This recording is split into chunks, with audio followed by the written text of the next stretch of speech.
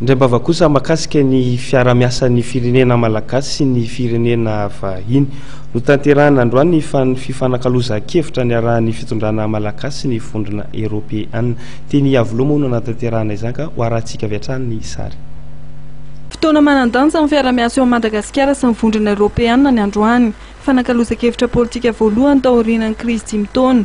Ny filoham-pirenena malagasy Hery Rajaonamampianina miaraka amin'ny mpikambana amin'ny gouvernementan général Ravelonarivo Jean no nisolo-tena amin'ny malagasy. Raha toka ny ambasador ny vondrona Européenne miaraka amin'ny suivant firenena mikambana amin'ny vondrona Européenne ny Kiondo teto. Fionana izay niresahana ny lafiny politika, toe-karena ary sosialy eto Madagasikara sy any Europe raha nitatitra avy amin'ny vondrona Européenne.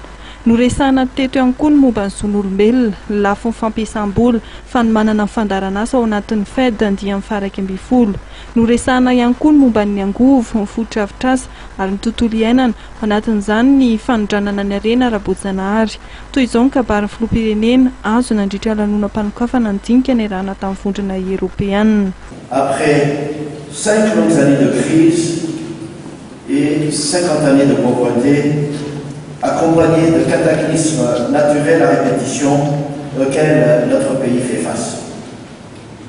La levée des sanctions de l'Union européenne envers Madagascar, au titre de l'article 96 de l'accord de Cotonou, le 19 mai 2014, a marqué le début de la normalisation des relations entre nos deux pays, les deux parties plus exactement.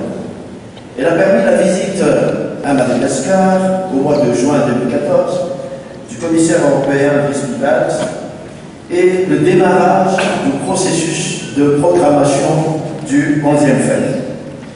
Nanaitra tamin'ity lanonana tetsy amin'ny lapany Avilo ity dia tsy afaka nalain'ny mpanao gazety hatramin'ny farany kabary fanokafana nataon'ny filoham-pirenena Hery Rajaonamampianina. Nisy ny fanapa-kevitra nataony teo anivon'ny arifenitry ny fiadidianan'ny repoblika, ny hamoahana tampoka ny mpanao gazety teny efovoany ny kabarin'ny filoham-pirenena.